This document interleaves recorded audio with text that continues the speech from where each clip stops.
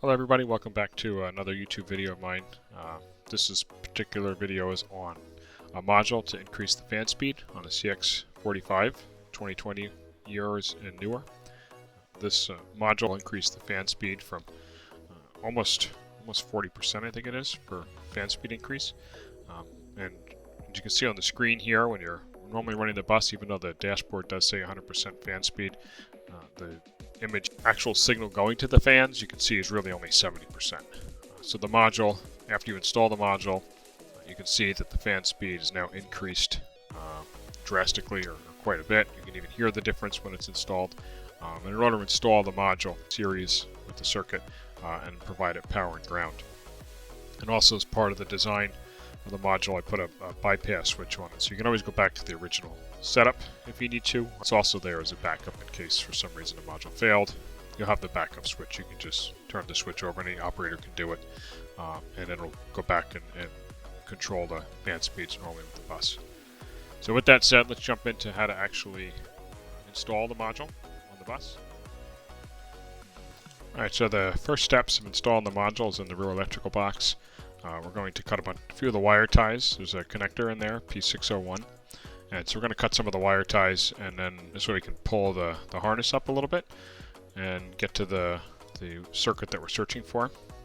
And once we get the harness pulled up, we can look through the wires. They're all labeled for where they come from and where they go to. And in our particular case, we're looking for, try to get a close-up view here. It's P601.15 node 4E .13. So that's 601 pin 15 and pin 13 on node 4. So that's the wire we're going to cut, so it's important to cut it and leave enough room so that you can strip back the ends of it to install a butt splice, sealed butt splice, or you can solder the wires if you prefer. It's up to you how you want to do it. In this case, I installed a sealed butt splice. I'll later heat shrink, so it'll be a nice and consistent seal for our connections. Alright, so the next step here is going to be to install the white and green wires from the module. So the wires will be attached already to this test module that you have. And the green wire, make some notes here. The green wire is going to be the input wire, so it's going to be the wire coming essentially from the harness. And the white wire that I'm attaching right now goes to the shorter wire that's attached to the P601 plug. So you can kind of see in the image that the wire is heading towards the plug, the lower plug on the bracket there. So we'll install that wire, crimp it in place, then attach the green wire, crimp that one in place. The next step is going to be install an eyelet terminal for both the ground and for plus 24 volts on the red and the black wire, as we've done here. And then with those installed, we're ready to hook it up to power. Alright, so just before wiring these eyelets into their proper terminals on the bus, I went ahead and heat shrunk all of my connections. So this way that was all taken care of before I did the next step. I use this nice heat gun. I'll put a link in the description below. It works really well. It doesn't burn or scorch any of the wiring. It's very, very quick and effective and lightweight. So these are the two terminal ends, the red and the black. It's going to be 24 volts in the red, and the black is going to go to a ground stud. So the first step here, we'll turn around. There's a 24 volt supply right here on all the CX45 models I'm pointing out to. You'll loosen up the nut that's there, take it off, and install the eyelet and tighten everything back down. We can go ahead and install the ground wire next. And the ground wire is going to be installed on the ground post. So with that installed, the ground post I'm going to use is the one closest to the wall. It's really easy. It's 10mm wrench.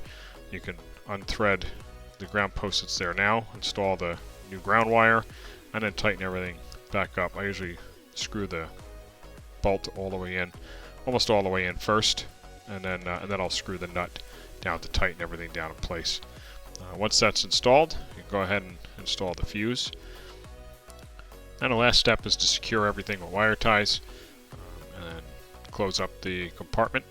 And the next couple short video segments, I'm going to try to see if you can hear the fan speed increase from the lower fan speed to the higher fan speed. So from the essentially the fake 100% to the real 100% fan speed.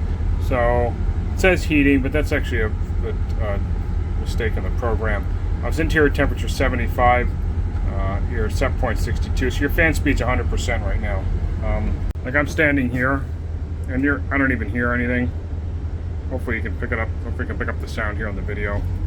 But if you go even to the actual evaporators themselves, you know, this is what they sound like at 100%. It's pretty poor. But if I go down here and turn on the my adjusting device, now you can hear the fan speed much faster. So I'm going to lay the camera here for a second.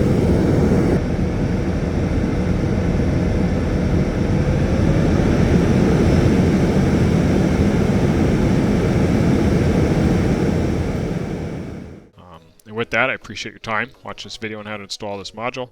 What I'm going to do is I actually have 5 that I'd like to give away to some bus operators. So the first 5 people that subscribe to the channel and then reach out to me through my website, which I'll put the link in the description. I'll also put it here on the screen. Will just reach out to me and we'll set up where to send the module to. As long as you follow these instructions, you shouldn't have any problem installing it. And I'd love to hear your feedback. And I thank everybody for their time.